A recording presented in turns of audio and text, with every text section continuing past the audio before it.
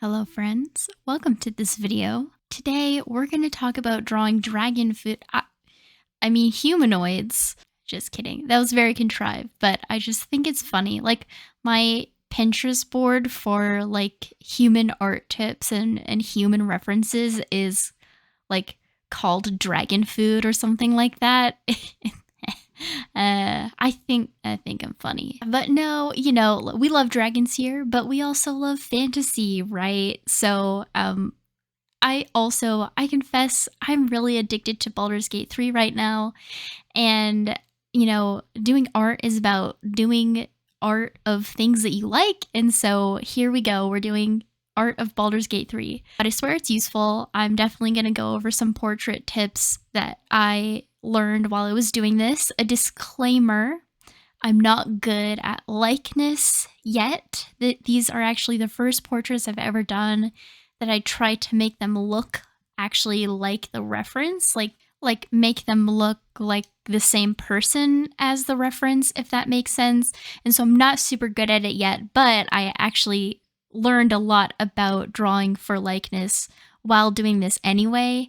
But yeah, this was like a big old learning process. I definitely still have a lot to learn about drawing humans, but I feel like I've also come a long way, and I figured I could share those tips, right? Because sharing is caring. So drawing humans is like a whole other ball game of difficulty than drawing dragons. Not in that it's more hard, but it's like a different type of hard, right? So drawing dragons is hard because finding good references for dragons is hard. You really have to like know what to look for. And then drawing humans is hard because as humans, we're just so naturally attuned to what humans look like. I feel like I'm saying the word humans too much and it feels super weird. It's like not a word anymore, but we're so attuned to what humans look like, especially human faces, that we're very good at telling when things are off, which gets really frustrating when you're starting out and you don't really know what to do. And I think it's also hard because we all have a preconceived notion of what humans look like: 2 eyes, a nose, mouth, blah, blah, blah. And it impedes us from just looking at the reference and seeing the shapes and stuff, which is how you draw, right? How you draw anything else, you look at the shapes and the forms, but when we're looking at our human face reference, it's harder to parse those out because you just see face. At least for me, I had to like learn how to see the reference, if that makes sense. So as you can tell, I'm already quite a bit through this drawing of Asterion, and I am like still not happy with the drawing, right? Because I just see little things to tweak and fix that I just like, I don't know exactly what's wrong with it. So I keep trying to redraw it and stuff like that. So tip number 1, flip your canvas. I feel like when drawing humans, I am especially susceptible to that, like something is wrong with this, but I don't know what. And flipping your canvas really helps you figure out what is wrong with it. And then just because it's related, another thing to go on with that, in this Asterion portrait, you see me kind of go through varying attempts at starting this. Like I start just with like random paint, then I try to do a sketch, and then I try just covering it with paint again and doing shapes, and then I tried to like do a sketch again because I wasn't happy with that. And so for me personally, I have found that when it comes to drawing faces, I do better without a sketch. I do best with just taking like the square brush and trying to do shapes. I think because I get so caught up in what a face looks like. Does that make sense? For me, it works best to just go straight into the paint. Like monotone, like just a brown and do the shapes of the shadows and stuff. But for other people, that might be different. Doing a sketch might help you. And I think that a good tip is try different methods. Try new things. Try stuff out. See what works for you. Some people might do really well sketching and then painting over it. Some people might do really well kind of painting everything and then going back with the liquify tool, which is super helpful. But for me, I find that it's easier to make tweaks later on in the painting by just painting over. And some people might think that that's harder, but to me, liquify is like harder to use than just like adjusting little strokes of paint, digital paint, obviously, but you know. And then obviously, I'm going to say tip number 3. I'm pretty sure I said this before in another video, but skin isn't skin color, if that makes sense. No matter the skin tone, all skin is just a bunch of different colors. And skin is translucent, and so there's always that like bit of like the blood shows through basically, and like it shows through more in some places and less in others. And so I would just like pay attention to how the skin tone changes across the face. A lot of paler people have like more redness on their nose and cheeks. Everybody is going to have more cool tones on their jaw. Asterion is dead, and so I tried to not give him too much red. And then another tip is I use the overlay layer to add more color to his skin when I wasn't super happy with it. But yeah, this is the final result for Asterion. He was like my first attempt at making a drawing actually look like a person, like to their likeness. And there are definitely some things that I could fix, but overall, I was pretty proud of it. Don't worry, we are continuing on. This is Karlach. She is by far my favorite character so far in Baldur's Gate, so yeah, I tried really hard for her. So with this portrait, you see that from the experience I had drawing Asterion, I learned that it's better for me to go in with the square brush. Don't really sketch, just block in some shadows and stuff. That is the best way for me to do it. Then I went through layer modes. So Karlach is a tiefling, so her skin is red.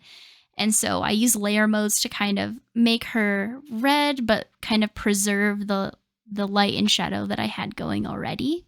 And that kind of brings me to another tip that I implicated with this one that I didn't use with Asterion, and it really helped, is if you want to draw to likeness, so like make your drawing actually look like that person, it's really helpful for the size of your reference to equal the size of whatever you're drawing.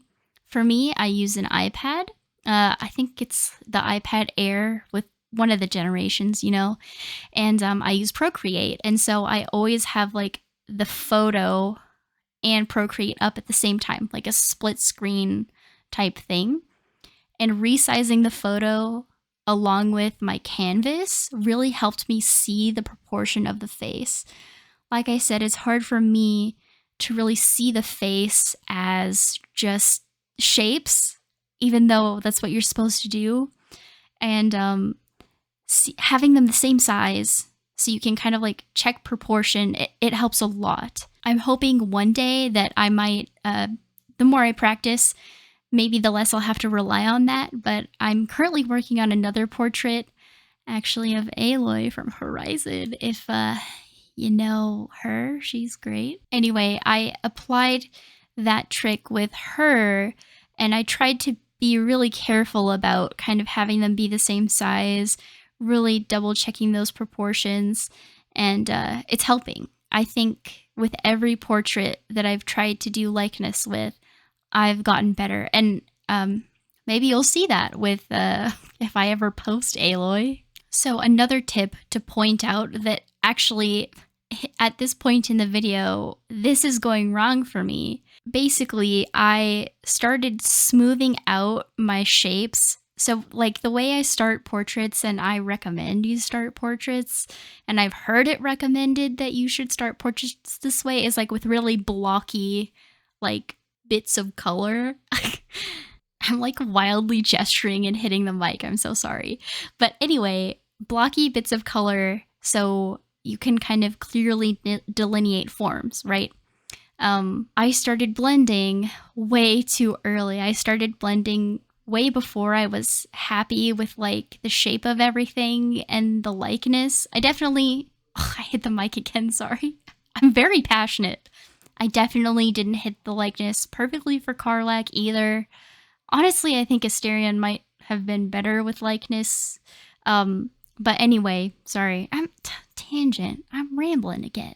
Anyway, I smoothed out her skin too early, and what it did was it kind of like muddled the forms together, and so it just I had something that like kind of had the shapes of her face sort of, and then I smoothed them all together, and then it just like didn't look anything like her at all because everything had all just like muddled up. And so yeah, also apologies, I had to do a small cut because my mama texted me. But yeah, I think it's pretty easy to see in this like longer bit of video that like yeah, it went away. The forms got away from me because I blended them too early, and I really should have played with proportions more before committing to the blending because I just like lost everything.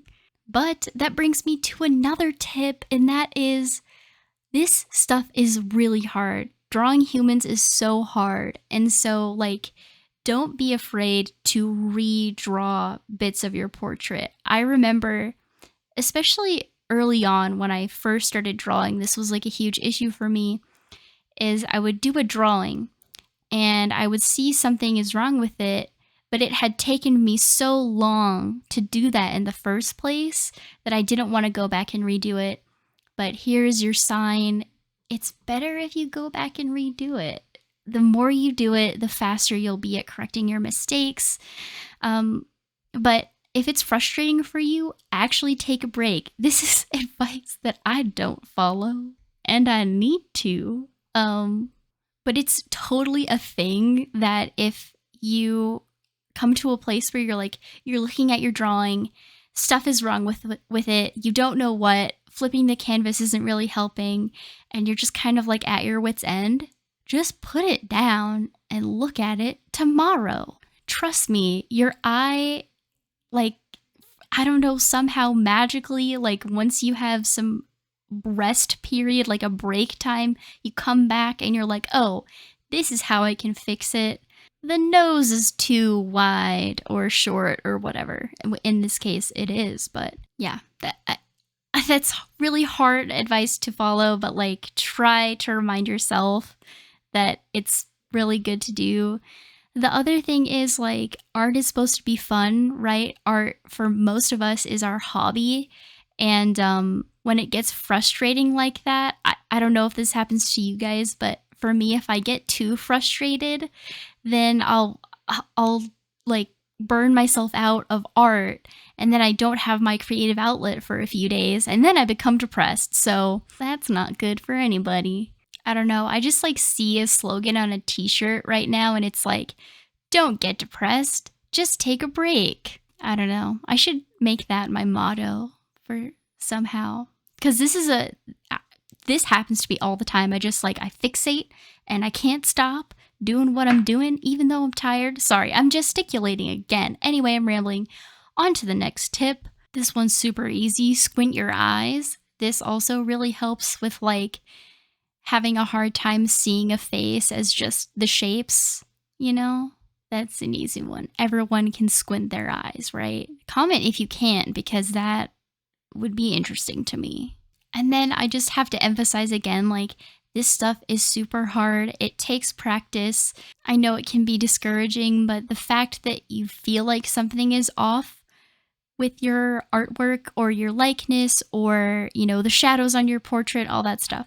If you feel like something is off, that's a sign that your artistic eye is getting better and your skills will catch up soon. You just have to keep working at it. Art is 100% a skill, not a talent, not an innate trait. It is a skill. You improve by practicing. It's just like Skyrim, you know, because you gotta sneak to level up your stealth, and you gotta shoot arrows to level up your ranged. So I'm also pretty sure you have to get like hit to level up your armor, which is pretty funny, actually. I almost was like, what if it was like that in real life, where the more you practice sneaking, the better you got at sneaking. Like, that is how humans work. That's how it's called learning. Anyway, be like Skyrim. Just practice your art and you'll level up your art, right? Okay. I've given you 15 minutes of tips, so now I'm gonna take a break and just gush about how cool Baldur's Gate 3 is. If you like Dungeons and Dragons, you'll like this game. If you like fantasy, you'll probably like this game. I saw a review of Baldur's Gate 3 somewhere where it was like a news article almost, and it was like Baldur's Gate 3 is like ruining their experience by relying on chance because a lot of the mechanics are dice rolling. And I'm like, dude, you know this is based off of D&D, right? The dice is the point. Some people, man, some people just do not get it. Oh, but I also think that this game is not for children. So if you're a child, don't play it. Just wait. Anyway, actually here you can kind of see that I'm like trying to match the size a little bit of my reference and my canvas. But I'm not fully doing it, and I think it would have been better if I did do that a little bit more. I maybe could have gotten her likeness a little better. I think it kind of looks like her, but if you look right at I feel like you can tell who it's trying to be because of the distinguishing characteristics, like her broken horn and her, hairstyle and stuff. But if you look at the reference, you can definitely see there are some things. Oh, I just thought of another tip. Okay. I do this all the time. I'm trying to learn how to see human faces more in terms of shapes. And so I just like to stare at people's faces. I'm just kidding. Don't do this. I do this to my boyfriend, and then I tell him, your face would be great to paint in a portrait. And he just looks at me like I'm super weird. But he already knew that, so it doesn't even matter. So just stare your loved ones in the face until their faces just dissolve into shapes, and then suddenly you learn how to draw. That's how it works. I'm just kidding. But I do think that there's something to be said for like just looking at things in real life. This is kind of related to something that I know I've said before, but even when you're not drawing, you are improving at art because you're seeing things.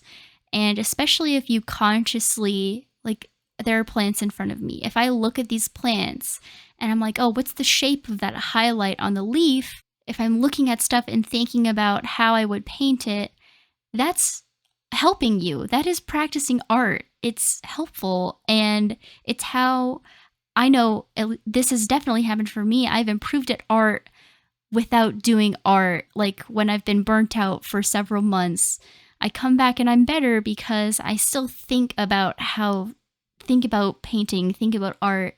How would I represent this highlight in a painting? It's another level of rambling when I can ramble past a 17-minute video. Anyway, this is the final result, and I'll show Asterion again. And I also have to say, please, if you have additional tips that would help any of us with drawing humans, painting portraits, digital art in general, or life, put them in the comments because we love to learn, especially about art. I made this because I'm currently obsessed, but I also wanted it to be helpful. So let me know if you found a particular thing I said helpful, or if it's something you haven't thought of before, or if it's something that you hear of all the time. I love feedback, and I love talking to you guys. You know that. If you have any video game characters that you want me to draw, let me know. And I'm doing Aloy next. So anyway, I think I've rambled long enough, so I'm going to leave it there. So thank you very much for watching, and I'll see you around.